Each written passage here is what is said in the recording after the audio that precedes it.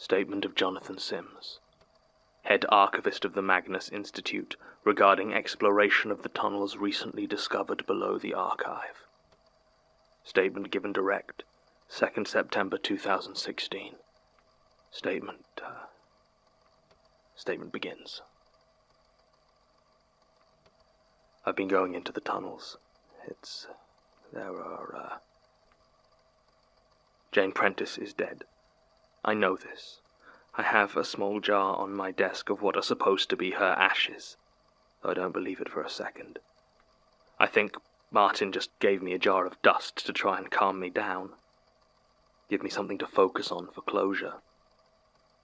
I hate to say it, but it does appear to be working. A victory for the placebo effect, it would seem.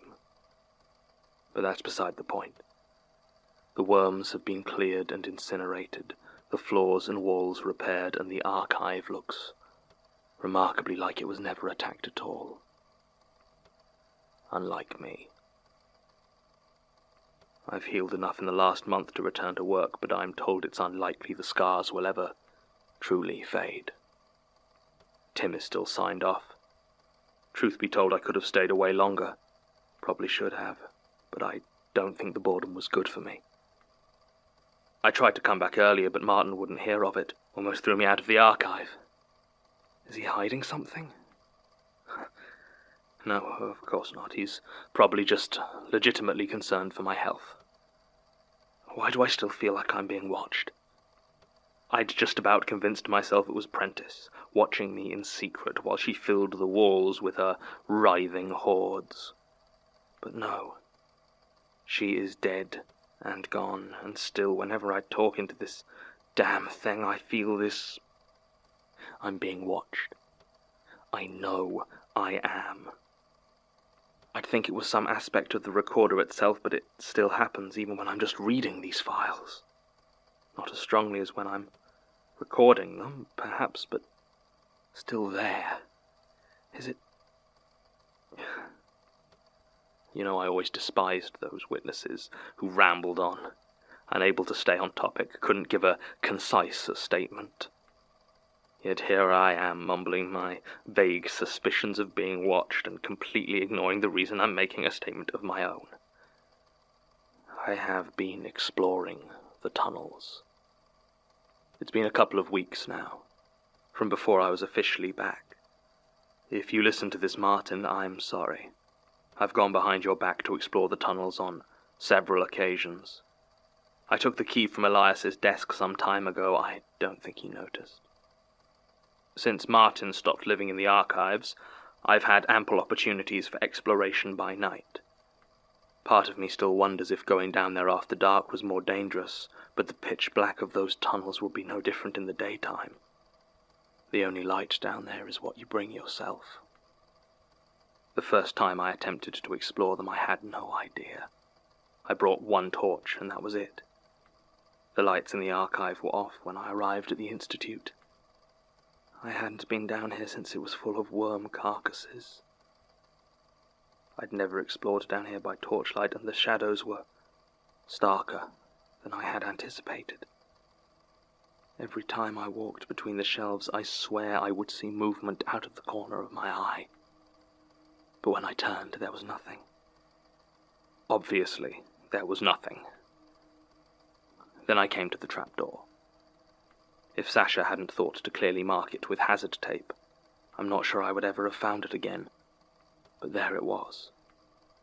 It took several minutes of fumbling before I was able to figure out how to lift the concealed handle and expose the lock, but I managed it. The key turned with a click that I found oddly satisfying, and I pulled it open. When I had thought about that moment before, I had always imagined it groaning open with a tortured, ominous creak. But it was almost silent. It glided open as though on freshly oiled hinges, with only the faintest puff of stagnant air being released from beneath it. The opening was utterly black, with the faintest hint of decay in the cold, clammy air that rushed out of it. The stairs down it were steep, far steeper than I remembered them from when I had first climbed out. but those memories are unreliable and tinged with other, more potent experiences. I turned the torch on and was pleased by how easily it penetrated the darkness, illuminating the rough grey stone below. I was expecting my torch to be met by hundreds of decaying worm husks, but the passage seemed to be empty. I headed down into the tunnel, closing the trap door behind me. It is hard to put into words how it felt to be down there in the cool, mouldering air of the tunnels. Have you ever left a crowded room and literally felt the silence as you walked out into the night? It was something like that, a sudden, quiet absence. Not in itself a fearful thing, but unsettling, in a way I hadn't noticed through the fear and adrenaline of my first time in the tunnels. I took a moment to examine the feeling, but couldn't trace it to anything obvious, so I began to explore. It was almost unreal how quickly I became lost. I generally consider myself to have an excellent sense of direction, but within minutes I became unsure of exactly which passages I had come from. I didn't even have the excuse of the corridors all looking the same, as they varied significantly in height and construction. Some were built of sturdy brick, some seemed almost as though they had formed naturally, though in all cases it was the same dull, grey stone. To call it a maze wouldn't quite be accurate, as a maze is designed. It is set out with an obvious goal, even if that goal is to confuse and disorientate. This place, it felt, more organic in its unpredictability, as though it had been intended to be used, to be travelled, but had gotten twisted somehow. I found spaces that seemed intended as rooms, but without doors. Elsewhere there were doors that seemed simply attached to the walls. Most of these were firmly shut, though some opened to reveal the flat grey stone behind. Only a handful I opened had actual rooms behind them, and in every case I found myself wondering whether that was where Martin had found her. There was no way to tell. Even when the police finally found Gertrude's body, they took it, chair and all, as well as all the tapes. Evidence, they said. And they might be right, though I don't envy them the task of going through all of them. There must have been hundreds. No, I suppose in some way I do envy them. They are an insight into my predecessor's time here, something I desperately want to know more about.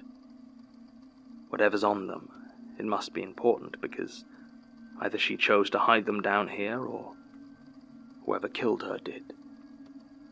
Either way, I have a feeling it isn't something the police are going to understand. I half hoped to stumble across a lone cassette lying in one of the corridors, dropped and overlooked, but there was nothing. Just dark and empty tunnels, silent and unwelcoming.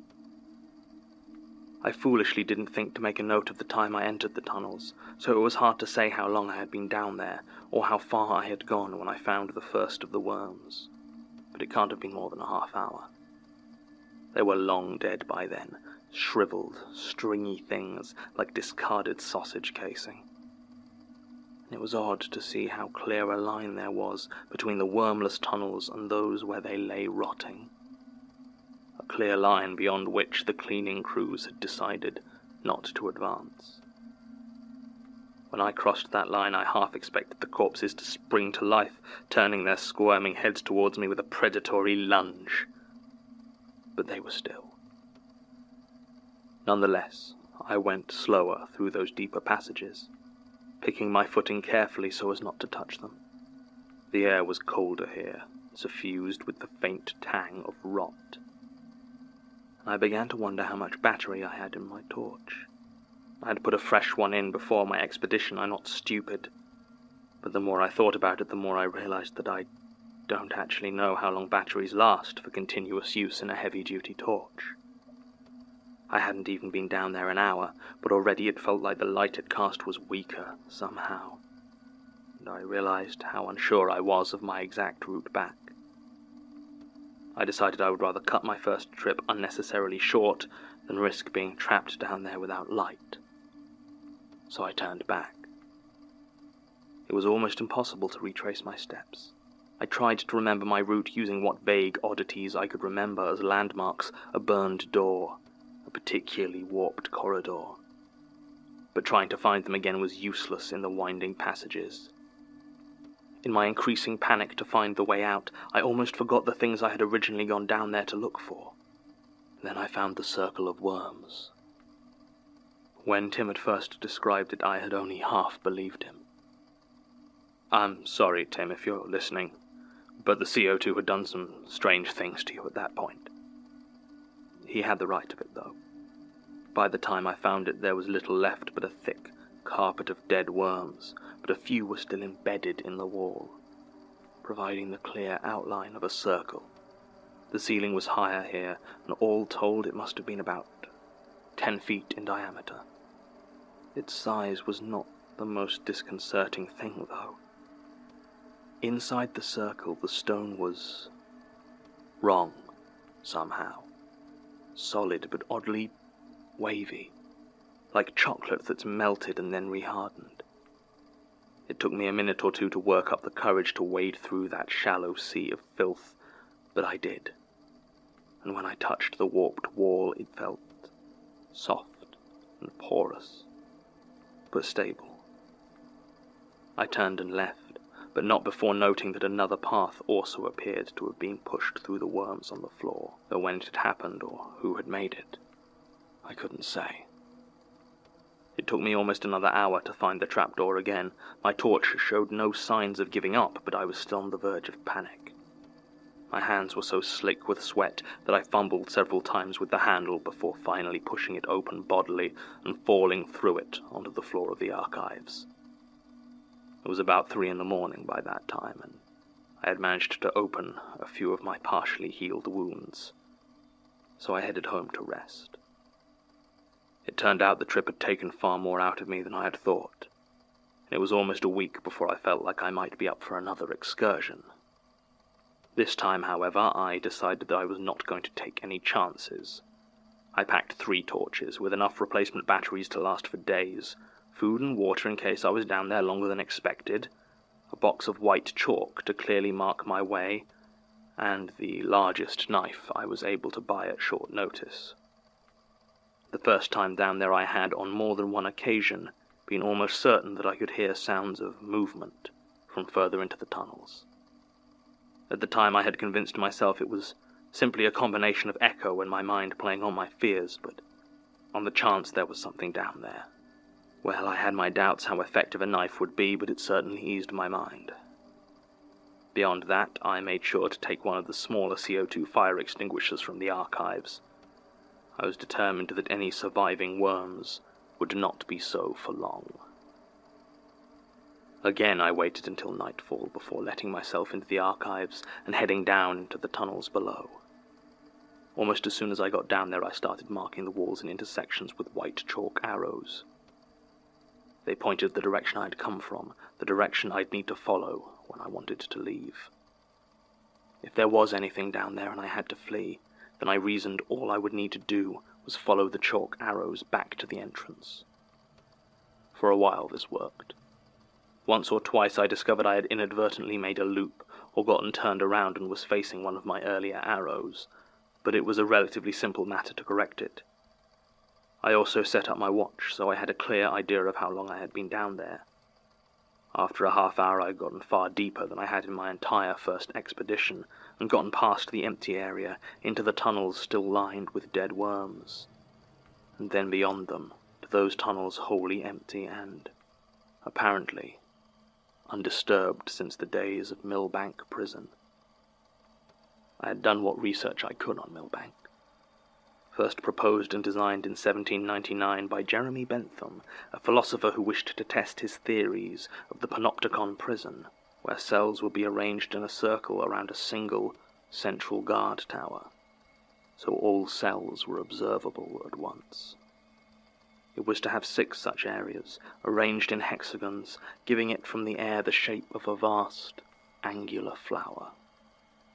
It's not clear why that original plan was abandoned, but from 1812 onwards, a succession of other architects were brought in to try and finish the project. Finally, 3 years later, they brought in Robert Smirke. He saw the project to completion in 1821 with a design remarkably similar to Bentham's original. However, whereas Bentham's would have been geometric and easy to navigate, Millbank Penitentiary as it was built was more often described as an eccentric maze, twisting corridors, doors at strange angles and narrow passages so poorly lit inmates would need to feel their way along. Throughout much of the 19th century it was where prisoners were kept before transportation to Australia, and the brutality of the jailers was said to be second to none. Its position on what was then marshlands hardly helped, with sickness and disease rife within their walls. It was a huge complex, covering much of what we now call Chelsea, and when it was finally closed in 1890, it was demolished, flattened, which meant that what I was in now couldn't be the old prison itself. It had to be something built below it. And it was this that gave me such pause when I found the first set of steps, leading even further down. They were stone, spiraling into the darkness at an angle so steep it made my legs weaken slightly. The steps led higher as well, but after a few meters disappeared into the solid stone of the ceiling. I made a note of their location and carried on, keen to explore as much of the first level as possible before going any deeper. It was becoming very apparent that these tunnels must have covered the entire area of Millbank, or even further, and there was every possibility that they continued for miles.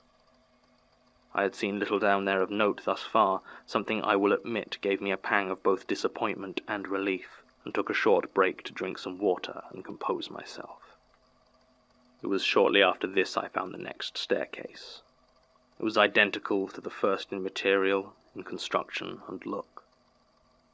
It was the same in all but one detail. The large chalk arrow pointing downwards.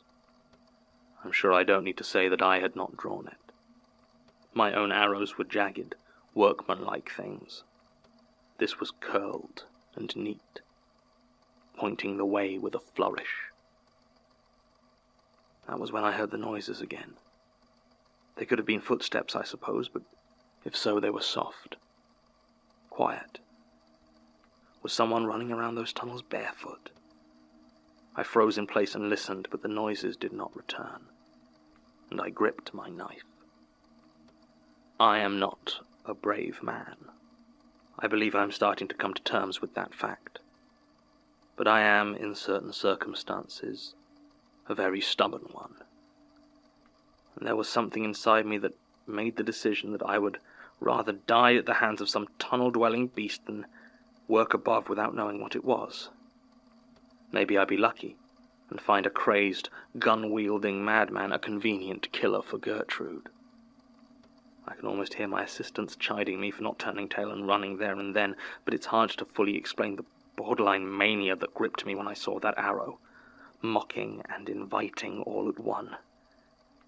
I was not so foolish as to run down the stairs, but I descended them quicker than was safe. Down and down and down they went, each rotation revealing more tunnels and doors, but I saw no sign of reaching the bottom. I had gone down about 4 levels, when my torch caught what I thought was movement in the corridors beyond. I left the stairs in pursuit, but was unable to find any sign of life. Or death, I suppose. Only an empty wine bottle.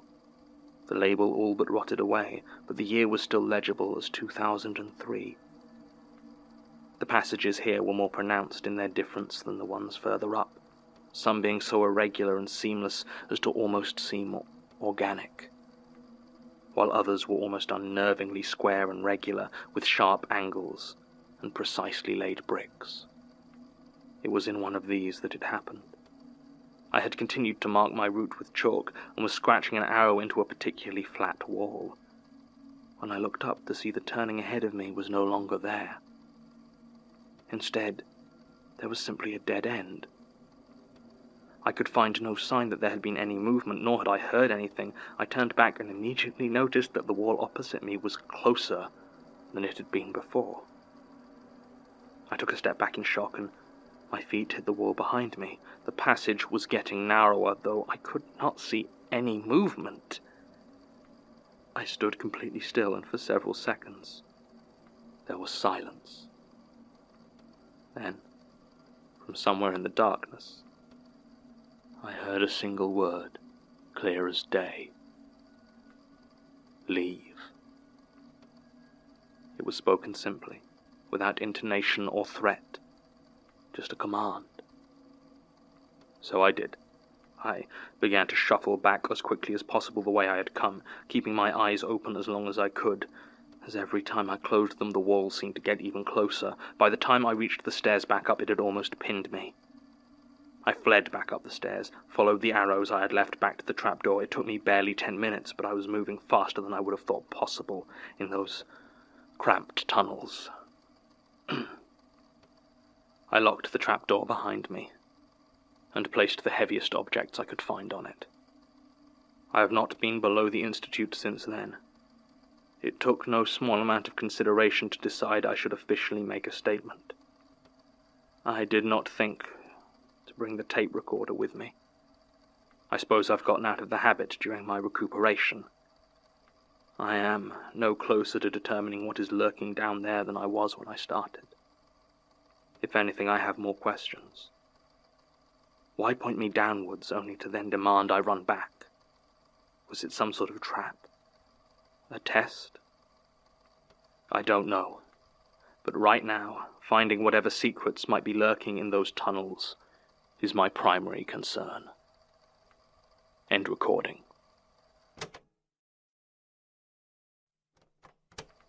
Supplemental.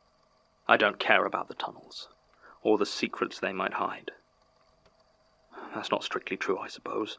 I do have a burning curiosity as to what is down there, but my primary focus must be on who killed Gertrude Robinson, and I do not believe for a moment that it was a wall-moving spectre from the depths of the earth. No, far more likely it's one of my colleagues. Elias is a prime suspect, but it could have been any of them. I have told Martin the second tape recorder was lost in the attack. Having two means I can make 2 tapes from each recording, one containing the main statement and notes which will be stored in the archive, and the other containing the statement, notes, and this supplement, which will chronicle my own investigations. These tapes will be hidden. If you're hearing this, I assume you're my replacement following my death or disappearance, and have received instructions on where to find them. I have little more to add to this initial account, as I have only recently returned to my position in full and haven't had time to begin personal investigations. My statement was, of course, completely true, though I have deliberately overstated my interest in the tunnels. If my colleagues believe that to be my main focus, they may let their guard down. This level of paranoia is new to me, but I'm learning fast. Trust can get you killed. End supplement.